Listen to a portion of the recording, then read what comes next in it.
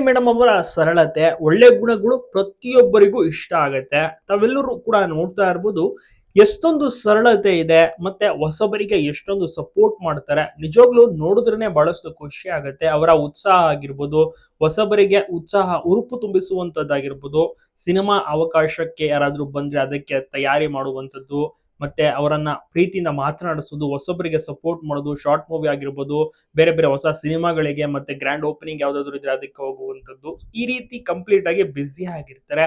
ಜೊತೆಗೆ ಅವರು ಕೂಡ ಒಂದು ಕೋ ಫೌಂಡರ್ ಒಂದು ಶಾಲೆಗೆ ಅಂದ್ರೆ ಮಕ್ಕಳ ಶಾಲೆ ಏನು ನಡೆಸ್ತಾ ಇದ್ದಾರೆ. ಸೊ ಅದರ ಒಂದು ಅದ್ಭುತವಾದಂತ ಹೊಸ ಬ್ರಾಂಚ್ ಕೂಡ ಓಪನ್ ಆಗುತ್ತೆ. ಅಲ್ಲೂ ಕೂಡ ಹೋಗ್ತಾರೆ ಗೆಸ್ಟ್ ಆಗಿ. ಸೊ ಈ ರೀತಿ ಎಲ್ಲವೂ ಕೂಡ ಗೆಸ್ಟ್ ಆಗಿ ಸಹ ಹೋಗ್ತಾ ಇರ್ತಾರೆ. ಎಲ್ರಿಗೂ ಕೂಡ ಇಷ್ಟ ಆಗುತ್ತೆ ಅಶ್ವಿನಿ ಮೇಡಮ್ ಅವರು. ಅವರ ಒಂದು ಸರಳತೆ, ಅವ್ರು ಮಾಡ್ತಿರುವಂತ ಕೆಲಸ, ಮತ್ತೆ ಅವರ ಸಂಸ್ಥೆಯಲ್ಲಿ ಹೊಸಬರಿಗೆ ಕೊಡುವಂತ ಅವಕಾಶಗಳು, ಹೊಸಬ್ರನ್ನ ಇಟ್ಕೊಂಡು ಸಿನಿಮಾವನ್ನ ಮಾಡ್ತಾರೆ. ಅದು ಕೂಡ ಒಂದು ಪ್ಲಸ್ ಪಾಯಿಂಟ್ ಅಂತ ಹೇಳ್ಬೋದು.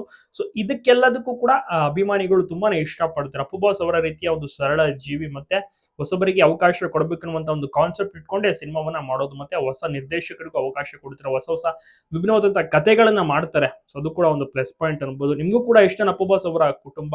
ಇವರ ಒಂದು ಕುಟುಂಬ ಯಾವಾಗ್ಲೂ ಚೆನ್ನಾಗಿರ್ಬೇಕು ಅಂತಾನೆ ಯಾವಾಗ್ಲೂ ಅಭಿಮಾನಿಗಳು ಬಯಸುವಂತದ್ದು.